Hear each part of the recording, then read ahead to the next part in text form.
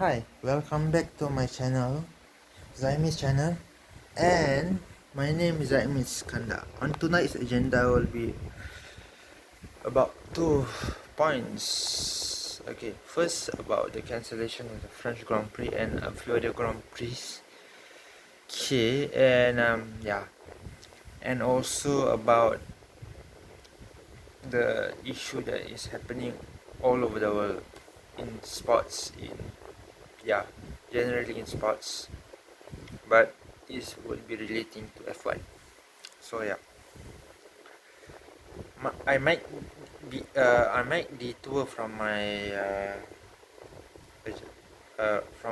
agenda later on later on in the video. So yeah, let's start. So as you guys know, they have cancelled the Australian Grand Prix, the Bahrain Grand Prix, postponed the Chinese, Vietnamese, and also cancelled the Dutch Grand Prix. Yeah, we might race in the Netherlands. F1 might race in the Netherlands either this year or next year. If they, yeah, the according to the Dutch government, they are planning to move it to next year only because of this pandemic outbreak. So yeah, that might be a good thing. And the Spanish Grand Prix is postponed. The Monaco Grand Prix is also cancelled in for the first time in 66 years. That means since 1954. That's a long time. That's way before I was born. I was born in 1998. 1998. Yeah, 1998. I was 30 odd years before I was born. 33 years before I was born. So yeah, 66 years ago. So yeah. So yep, they have cancelled the Canadian Grand Prix. Maybe they will move it to later. Not cancelled, postponed.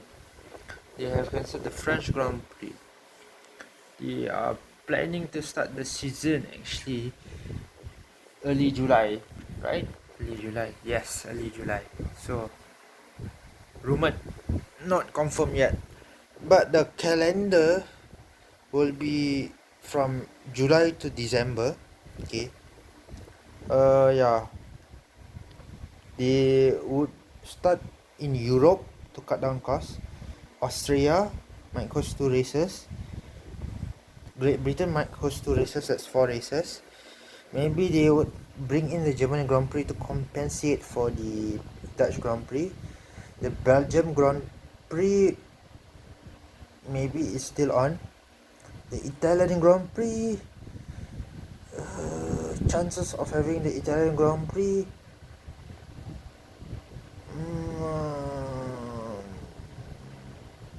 I don't know. The Spanish Grand Prix also is doubtful. Okay. Monaco Grand Prix, maybe not. Okay. France Grand Prix, as I told you, they already cancelled. So then the 5 Asian Grand Prix, one is in China, the Chinese Grand Prix, the Singaporean, Japanese, Vietnamese, and the Azerbaijan Grand Prix. I could pronounce it just now. Azerbaijan, but yeah, Baku, the Baku City Grand Prix. So yeah, Azerbaijan, yes, Grand Prix finally. So yeah, that took me a lot. Okay, so we might see the Canadian Grand Prix being pushed back to October or November, the middle Grand Prix in the Middle East in Bahrain and Abu Dhabi. Okay, Abu Dhabi is not postponed, but Bahrain is postponed because of this pandemic outbreak. They might do it in December. I'm not kidding. December. So yeah, it's quite a congested calendar. The management, the FIA and the teams are all expecting 2 triple headers. Okay, 2 triple headers. That means two triple headers. That means 2 set of 3 races. Okay, and one double header. That means 1 set of 2 races. Yeah, triple and the double and triple headers expecting. So three sets of triple headers, 1 set of double headers. Yeah, so it sounds weird when I say that. Really weird. So yeah, it's rumored only. They have not confirmed yet, but the only thing they have confirmed is a cancellation of another Grand Prix. That is a French Grand Prix. Yeah, French Grand Prix. So yeah, the season will start in Australia and it will end in Abu Dhabi. 15 to 18 race calendar in 6 months. Ooh, that is not a good thing, because yeah, and there is suggestion they might have they might race twice in Australia, twice in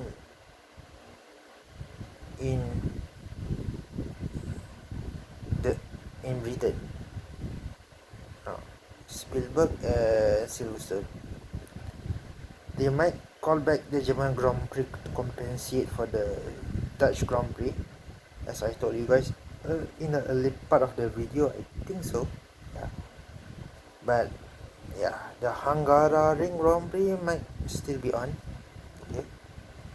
But to compensate for the Dutch Grand Prix, maybe the FIA wants the German Grand Prix to be held, compensate for the Dutch Grand Prix. Because if the Dutch government wants the Grand Prix to be held next year, the management FIA can't say a thing, has to agree with that. Even the organizers of the race has to agree with that. They can't say no. So yeah. So it will start in Europe, Asia, then Middle East.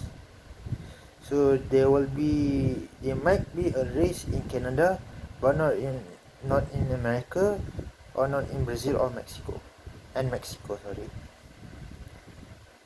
So US, Brazil, Mexico, there will not be races there. So yeah, there will be 5 races in the Asian continent. Yeah, one is in Eurasia, that is in Azerbaijan, and the other 4 is in Southeast Asia. Okay. So yeah. Okay. Yes. Regarding the second part will be regarding about the losses that F1 has made throughout this pandemic outbreak, and they have lost millions of US dollars through the sponsorship, through broadcasting rights, like broadcasting like rights like Fox Sports or Sky in England, Heineken, Rolex, DHL, HWS. A lot more of the hidden sponsors we don't know, and also the teams are most affected are the teams like the manufactured teams, not so much. Red Bull is a privatized owned team, but I think they are also affected, but it's 50-50. Renault is also 50-50, but Renault is also 50-50. The teams like Toro Rosso, has Racing Point, Sauber Alfa Romeo Racing, and the worst team that is affected by this pandemic issue, they have to terminate some of the operation staff and cut the salary of the management staff salary and the driver salary. They have to cut off. They have to take a pay cut. It's Williams. They are low on budget. Yeah, they have to race to get money, but since they are not racing, they are incurring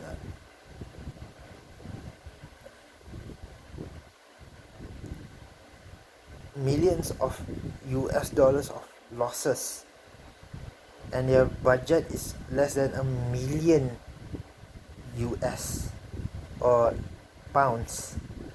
It's less than £1 million.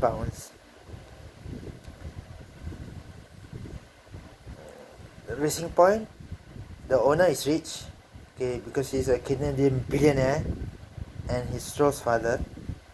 Okay, so the drivers don't have to take a pay cut. Okay, they can still pay their operation staff and their management staff, no problem. Okay, Toro Rosso might struggle a bit.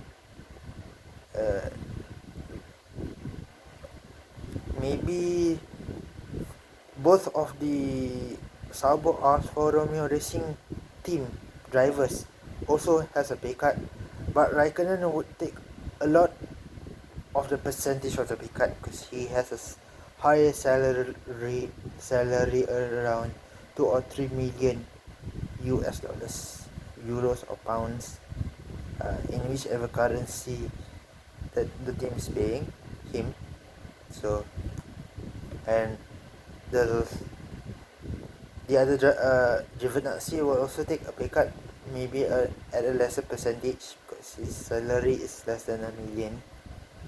So yeah, and some of the management staff will also take pay cuts also to pay for the operations side of the team. The management and the operation sides of the team are two different sides. For instance, like Ferrari and Mercedes, they don't have a problem. Yeah, because they can afford to snap a lot of percentage from the driver salary, because each of the driver was at least paid more than 5 million euros each. And yeah, for the likes of Vettel and Hamilton, the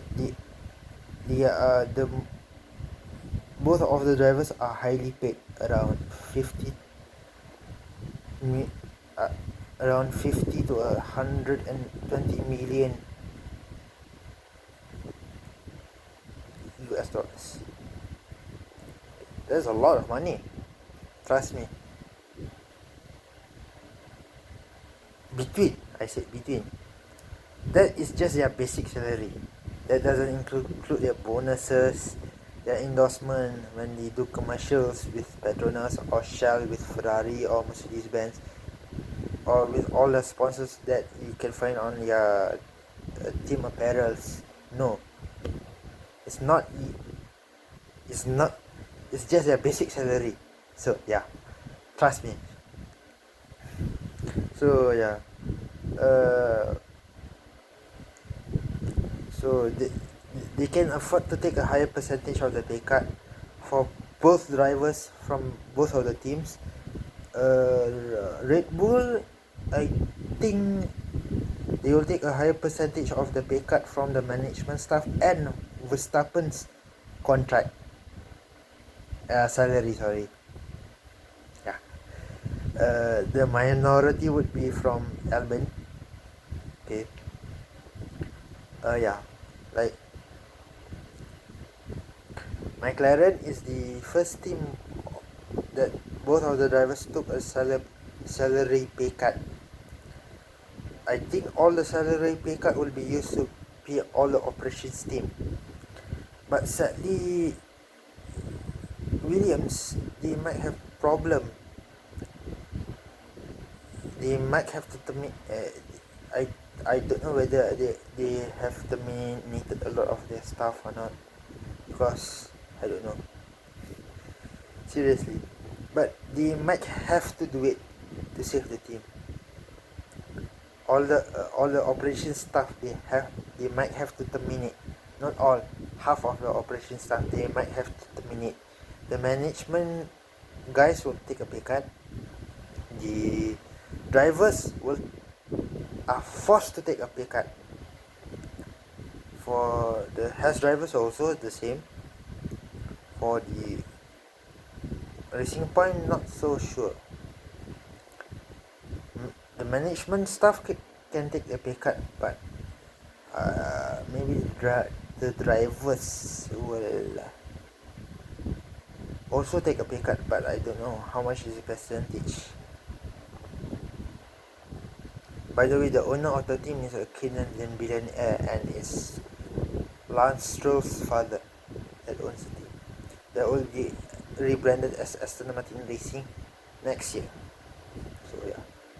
So Racing Point will not have a problem staying afloat, but the other teams around them like Toro Rosso, Williams, McLaren maybe 50-50, not so sure, because McLaren, Renault, Ferrari, yeah, has been in the sport for a long time. Some of the like McLaren and Ferrari, they have not left the sport. Renault left the sport and came back. Okay. Mercedes left the sport and came back. Red Bull is just a energy drink. They are promoting the energy drink on a racing team. So yeah, they are marketing the energy drink on a racing team, Red Bull Racing. Yeah. So that's all. And Renault, they might not have a problem. They might Renault, Red Bull and McLaren 50-50, but all the other teams, barring from all the other 6 teams, might struggle to keep all the operation staffs afloat if the drivers don't take a pay cut from their salary. So yeah,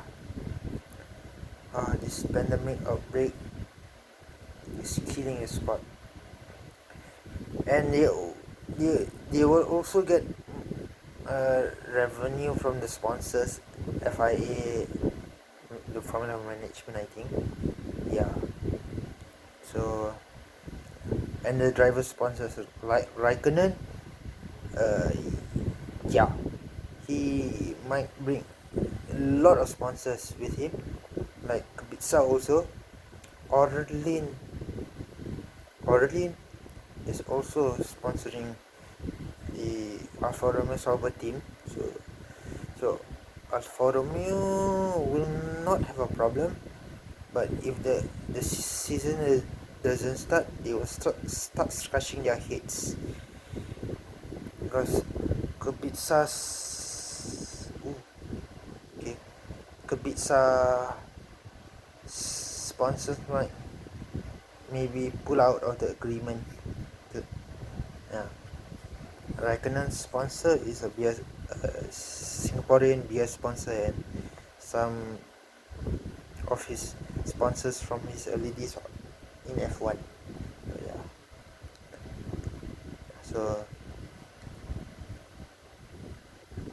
yes.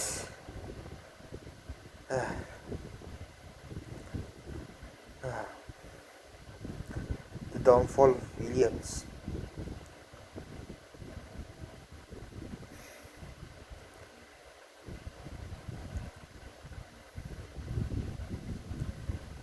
Some of the sponsors that left the team, okay, are not paying the sponsorship money to the team. Actually they pay, but they only pay a portion. The other portion they will not pay. So that's Williams in a nutshell. They used to win championships in the 90s, and they used to also win races and be on the podium until 2018, 2019. That's where the team just slided down the order in terms of constructors standings and in terms of everything.